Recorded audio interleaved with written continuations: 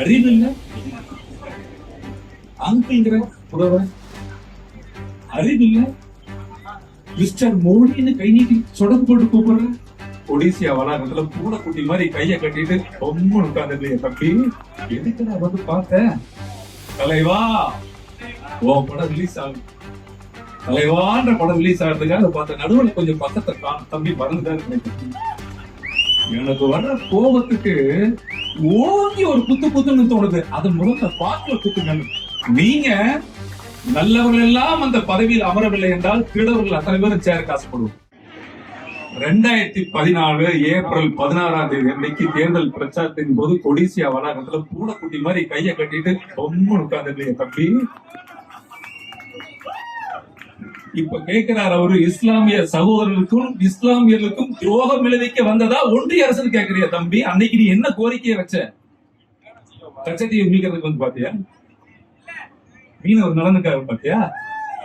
இல்ல கல்வியை சமத்துவமா இருக்கிறதுக்காக பாத்தியா? இல்ல கள்ளச்சாராயம் அதிகமாகி போச்சு தடுக்கிறதுக்காக பாத்தியா?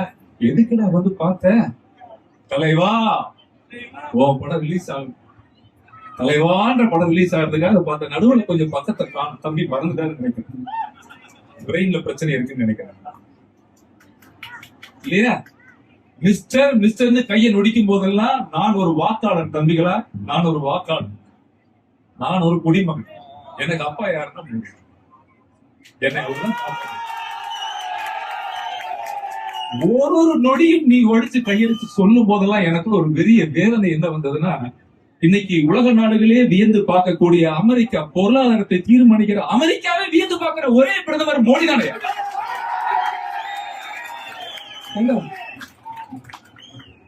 அறிவு இல்ல அங்கிற புலவர், அறிவு இல்ல மிஸ்டர் மோடின்னு கை நீட்டி சொடக்கு போட்டு கூப்பிடுற. இதுதான் அரசியல் நாகரிகமா? நீ இப்படி இருந்தா அந்த பிள்ளைகள் எப்படி இருப்பாங்க? உன்னை நம்பி வந்திருக்கிறாங்களே கண்ணதான். எத்தனை லட்சம் பிள்ளைகள் இன்னைக்கு அரசியல் யாருக்கு வாக்கு போறோம்? யாருக்கு வாக்கு போறோம்? கவர்ச்சிக்காக வாக்கு போடுறீங்களா? கள்ளச்சார விற்கிறவனுக்கும் கோர்ட்டுக்கும் டெண்டருக்கும். தயவு செய்து என்னுடைய அன்பு மக்களே, இது ஒரு விநாயகர் சதுர்த்தி விழா தான். ஆனால் இந்துக்கள் ஒன்று கூடுவதற்கும் இறையாண்மையை பாதுகாக்குவதற்கும் கலாச்சாரத்தை பேணி காக்குவதற்குமான ஒரு கூட்டம். நீங்க நல்லவர்கள் எல்லாம் அந்த பதவியில் அமரவில்லை என்றால் திருடவர்கள் அத்தனை பேரும் சேர காசுப்படுவோம். நல்லவர்கள் நம்மை ஆள வேண்டும், அப்பொழுதுதான் நாம வாழ முடியும்.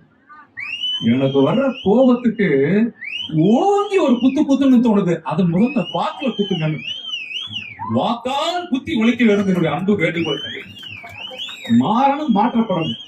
திரும்ப சொல்றேன், நல்லவர்கள் ஆள வேண்டும் என்றால் ஆள்னால் மட்டும்தான் நாம் நிம்மதியாக வாழ முடியும். இனிய விநாயகர் சதுர்த்தி நல்வாழ்த்துக்கள். இந்துக்காக, இந்திய இறையாண்மைக்காக. உலகத்திலே எந்த இந்துவும் தீவிரவாதி இல்லை. உலகத்திலே நம் மதம் அன்பை மட்டும்தான் செல்ல சொல்கிறது. ஏதாவது வெட்ட சொல்லுச்சா? ஒன்னு அடிக்க சொல்லுச்சா? அடுத்தவனை சீர்குலைய சொல்லுச்சா? அன்பை மட்டும்தான் சொல்லிக் கொடுக்கிறது. அதுதான் கட்டமைப்பு. 1000 கடவுள்கள் நமக்கு, அம்மா, அப்பா, தாத்தா, சித்தப்பா, மாமா, மச்சாங்கிற மாதிரி 1000 விருதுகள் கடவுள்கள். இந்தியாவில் எனக்கு மொழி தெரியாது, எனக்கு தமிழ் மட்டும்தான் தெரியும். நான் மகாபாரதம் படிச்சதில்லை, சிலப்பதிகாரம் படிச்சதில்லை, கம்பராமாயணம் படிச்சதில்லை, திருவாசகம் படிச்சதில்லை, எனக்கு எதுவுமே தெரியாது. ஆனா நான் இந்து, என்ன படிச்சுதான் நீ வரணும். நான் இந்து, நான் தான் தர்மம், நான் தான் மண், இது என் பூமி, நான் வாழ பிறந்தவன்.